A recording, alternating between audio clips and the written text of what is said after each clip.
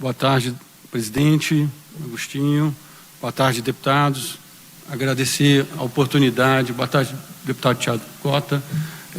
Agradecer a oportunidade de estar aqui presente para falar um pouco dessa situação dramática que se encontra as finanças do Estado, agravadas pela questão da crise do coronavírus. Bom, eu vou aqui falar um pouco, não vou usar a apresentação, vou falar e depois a gente, abrindo para discussão. Bom, como é o conhecimento dos senhores, foi aprovada a Lei Orçamentária Anual de 2020 com um déficit orçamentário na casa de 13,3 bilhões de reais, ou seja, se fizermos uma média mensal, nós todo mês temos algo como 1 bilhão 150, 1 bilhão 120 milhões em média de déficit mensal. Isso quer dizer que o Estado já estava com suas contas deficitárias. Bom, agora analisando sob a ótica da crise provocada pelo coronavírus. Como todos sabem, o Estado, o seu maior imposto, a sua maior arrecadação é o ICMS. O ICMS ele tem uma correlação muito forte com o comportamento econômico, com o comportamento da economia, basicamente o índice do PIB. E os estudos econômicos estão indicando que hoje nós temos uma possibilidade de um PIB negativo no país. Tem estudos falando de 4, 5 e até 5,5%. Para os senhores terem uma ideia, esse PIB negativo de 4% nos remete a um déficit de 7,5 bilhões de reais a mais. Ou seja, se tínhamos um déficit orçamentário de 13,3 bilhões de reais já no início do ano, com a crise, esse processo se agrava e nós chegamos a mais de 20 bilhões de reais de déficit. Esse déficit ele é calculado com base nos modelos econométricos, nos modelos que a gente tem na Secretaria de Fazenda, mas ele não indica o comportamento do contribuinte, ele só trabalha com um comportamento econômico, ou seja, ele só trabalha com atividade econômica. Além da atividade econômica, nós temos que mensurar o comportamento do contribuinte. Tudo isso é uma situação completamente nova para a gente. Então, o comportamento do contribuinte é o quê? A pessoa, mesmo emitindo uma nota, ele não paga essa nota, ou seja, ele faz ele traz uma inadimplência, ou seja... Só falar só um pouquinho mais perto do microfone por causa da conexão. Desculpa. Bom, então, voltando aqui a falar que a questão do comportamento econômico, que os modelos econométricos que a Secretaria de Fazenda tem, ela não captura o comportamento do contribuinte.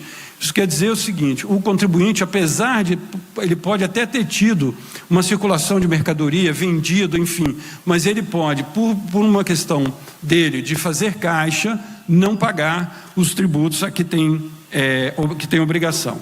Bom, com isso, eu trouxe aqui o comportamento até a semana passada, até sexta-feira, que se retrata na semana passada.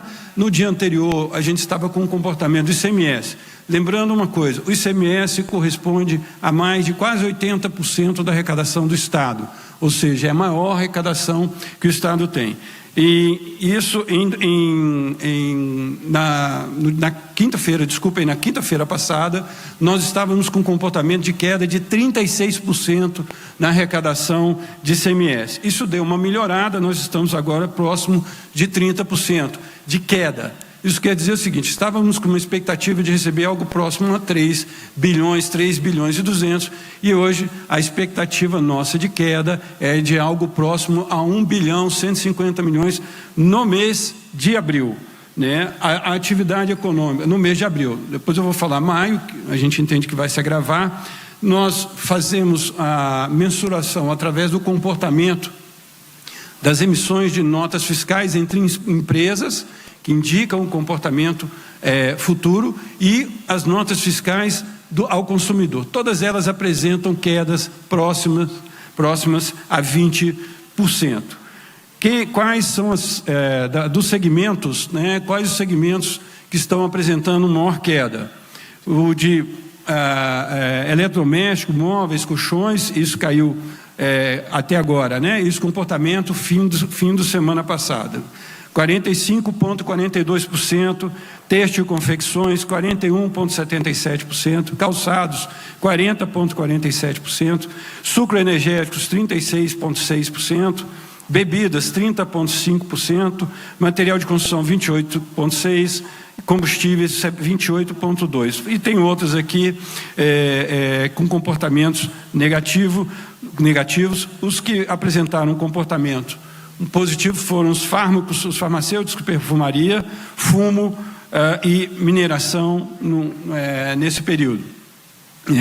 Então, aqui é para vocês terem ideia como a economia está se comportando, como ela está se refletindo na perda de arrecadação. Alguns segmentos que são extremamente importantes. Os combustíveis é o maior contribuinte individual do Estado, é da área de combustíveis. Nós tivemos uma queda do GLP, se pensarmos, fizermos a referência de abril de 2019 com abril de 2020, uma queda de 35%. Se pensarmos de março de 2020 com abril de 2020, teremos uma queda de 35,87%. O QAV, que é o querosene da aviação, ele caiu, se compararmos abril com abril do ano passado, 92,8%, e se compararmos março deste ano com abril deste ano, caiu 90,80%. A gasolina, na mesmo comparativo, 49,61% negativo se compararmos com março de abril do ano passado e 40,7% de queda se compararmos com março deste ano. O diesel caindo 35,8% e 23,9% respectivamente. Etanol, abril de 2020 com março de 2020, 31,69%, e abril de 2020 com abril de 2019, 74,94%. A receita do setor de bebidas, ela diminuiu quase 29%, né? Tínhamos projeções iniciais de perda de arrecadação de 45%, elas ficaram, por enquanto, em 29%, algo próximo a 277 milhões se projetarmos para o ano. Bom, com base nisso, né, todas essas informações, como eu coloquei para os senhores, ela influencia na arrecadação do Estado. Então, o Estado hoje tem, abril projetado, perda de 1.150 bilhões a mais de perda de arrecadação em função desses comportamentos. Então, perto do que a gente esperava arrecadar este mês de abril, a queda de 1.150 bilhões traz uma gravidade grande para nós. O que foi mitigado em função do recebimento, semana passada, do Estado de um precatório no valor de 781 milhões de reais. Esse precatório não estava previsto no fluxo de caixa, isso veio um precatório da Justiça do Paraná. Essa entrada de precatório e mais a postergação feita pelo governo federal do PASEP no valor de 50 milhões, mais o recebimento de recomposição de FPE já no mês de abril em função de lei aprovada no Congresso Nacional de 27 milhões. E uma negociação feita junto ao Tribunal de Justiça, que permitiu que o Estado, nesses 3 primeiros meses, em vez de pagar 90 milhões de precatório, pagasse 15 milhões de precatório, fez com que o Estado conseguisse fazer os pagamentos até hoje, que estão sendo honrados. O pagamento do servidor, ele foi pago, o da segurança e da saúde foi pago anteriormente, de forma plena. Os servidores das outras áreas foram pagos R$2.000, e a nossa expectativa até o fim da semana que vem, a gente terminar de pagar o salário de abril. Esse comportamento não acontecerá em maio. Nós não teremos o recebimento de 781 milhões de reais de um precatório, como aconteceu em em abril. Isso quer dizer que teremos um problema mais grave que estamos tendo esse mês. Nós temos aí uma previsão de queda da receita tributária líquida frente à expectativa que o Estado estava fixou no seu fluxo de caixa, de 2,2 bilhões de reais. Vamos lembrar que, além disso, nós tivemos agora o início, desde março, nós temos tido um aumento da despesa com a saúde. A saúde trouxe, somente nesses próximos meses de março, abril e maio, um incremento de despesa próximo a R$500 bilhão, e isso é dinâmico. Cada dia você tem uma situação. Deixar claro que a saúde foi a única pasta que não foi contingenciada. Todas as outras pastas do estado de Minas Gerais tiveram contingenciamento. Fizemos o contingenciamento. A saúde não teve contingenciamento. Fora o não contingenciamento, ela tem esse incremento de despesa em função do ataque ao coronavírus, em função das ações de ataque ao coronavírus. Isso traz, voltando então à questão de maio, isso traz um desafio maior. A expectativa do mês de maio, nós não viramos negativo no mês, não vamos virar negativo no mês de abril, mas a expectativa no mês de maio é de virarmos próximo a R$1,5 bilhão negativo, ou seja, de uma expectativa de arrecadação de 3 bilhões e 800, nós vamos frustrar, nós teremos um saldo negativo de 1,5 bilhão. Certamente isso refletirá no pagamento dos salários do Poder Executivo. Com licença. E que o Estado tem feito para mitigar essa crise?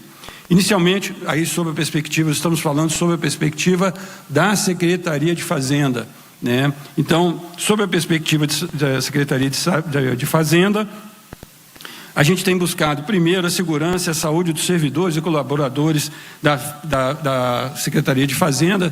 Estamos fazendo um trabalho em teletrabalho, isso já está efetivo, estamos produzindo em teletrabalho, garantir o funcionamento das atividades essenciais à Secretaria de Fazenda, para que os contribuintes não sejam mais impactados. Além da crise econômica, os contribuintes serem impactados com qualquer burocracia estatal não tem sentido. Então o Estado está contribuindo para que não haja nenhum tipo de empecilho burocrático na gestão do caixa das empresas, né? O contingenciamento, a gente citou aqui, o Estado adotou o contingenciamento através do decreto 47.904, em que contingenciou algo próximo a 49,5% da despesa, algo como 4,1 bilhões de reais foram contingenciados a partir de abril, né, com o objetivo de tentar fazer frente a essa queda de arrecadação, né? E ainda medidas que buscam, que ajudam o contribuinte em função da pandemia e suas consequências. Vou citar algumas. Situações de prazos processuais do Conselho de Contribuintes foram suspensos, suspensão por 90 dias de impugnação administrativa de registro de processos administrativos, suspensão de atos de cobrança mais 90 dias, prorrogação de ondas de nota fiscal prorrogada por 90 dias, instauração de novos procedimentos de cobrança prorrogado por 90 dias, encaminhamento de certidões de dívida ativa para cartórios, protesto, prorrogação de 90 dias, rastreamento de demais prazos para flexibilização da administração tributária, também prorrogado, prorrogação do vencimento da taxa de incêndio, 120 dias, adequação do entendimento das unidades da CEF, já por resolução, a Assembleia Legislativa aprovou uma lei que autoriza a alteração de prazos processuais. Isso tudo ajuda o contribuinte. Tudo isso foi discutido nas federações, entidades empresariais que contribuíram com soluções para que minimizasse a situação, principalmente do micro e pequeno empresário. Nós também fomos signatários da postergação do Simples Nacional, que favorece milhares de pequenos e microempreendedores.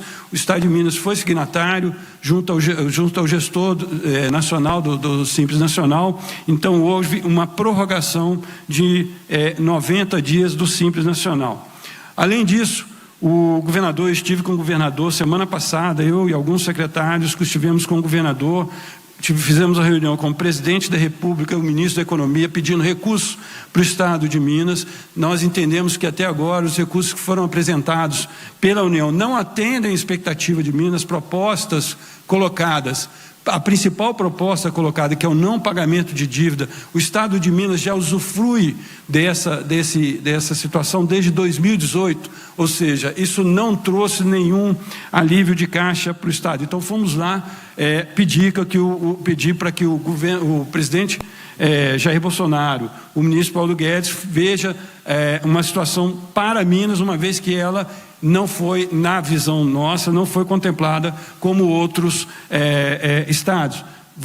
Por exemplo, a recomposição do FPE, em que os estados do Nordeste e do Norte, o FPE corresponde, tem estado que o FPE corresponde a 70% da sua receita. No caso de Minas, corresponde somente a 6%. Então, essa recomposição aprovada em lei federal, ela não dá alívio ao Estado de Minas. Então, a ideia é pedir com que o presidente da República, o ministro da Economia, encontre alternativas para o Estado de Minas. Fizemos reuniões com os presidentes dos bancos públicos, Banco do Brasil, Caixa Econômica Federal e BNDES, com o objetivo de buscar alternativas à operação de nióbio.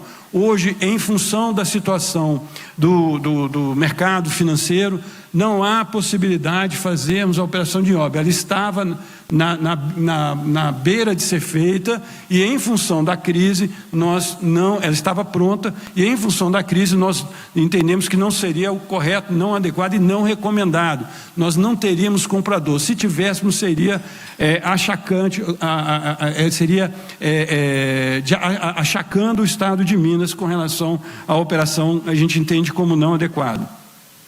Fizemos ainda trabalho junto aos deputados federais e senadores para a aprovação do PLP 149, em que nele com a previsão de recomposição do CMS. Essa opção é a mais objetiva, a gente entende como sendo a mais objetiva, direta e rápida que a gente pode trazer para o Estado de Minas. Ou seja, se o Estado de Minas está, como eu falei, perdendo 1.150 milhões, que haja recomposição por parte da União desse valor.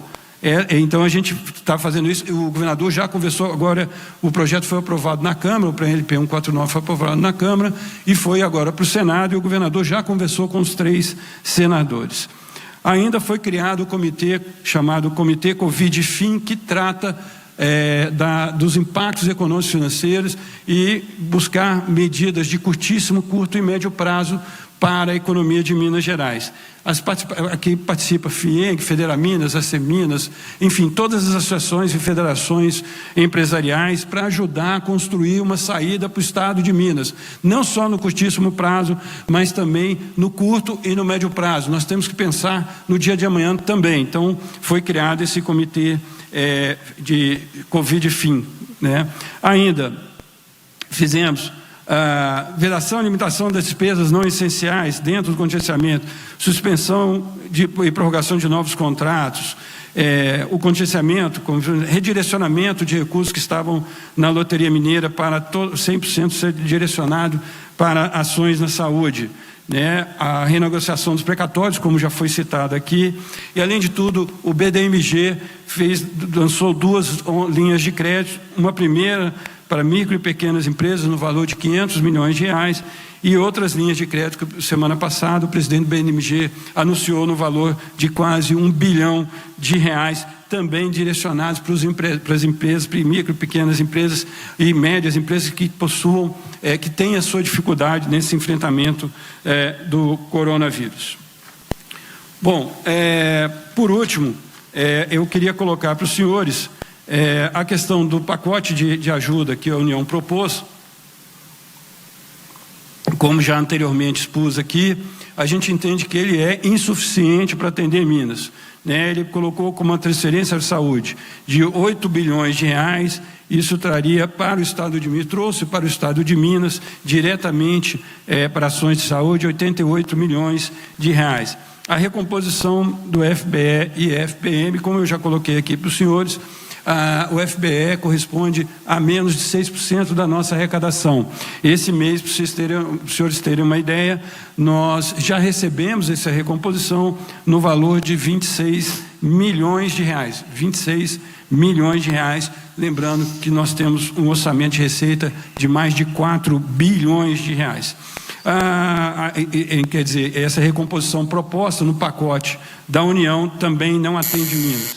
Orçamento assistencial, 2 bilhões, efeito marginal em Minas. A suspensão das dívidas dos estados com a União, efeito nulo, uma vez que o Estado não tem, ele já usufrui dessa situação, e operações com facilitação de créditos no valor para os estados de até 10 bilhões de reais dentro do regime de recuperação fiscal e do plano Mansueto. Ou seja, resumindo, essas ações não afetaram em nada, não ajudaram em nada o Estado de Minas, e esse é o motivo que a gente foi Brasília pedir mais auxílio à União. Obrigado pela oportunidade e fico à disposição, presidente.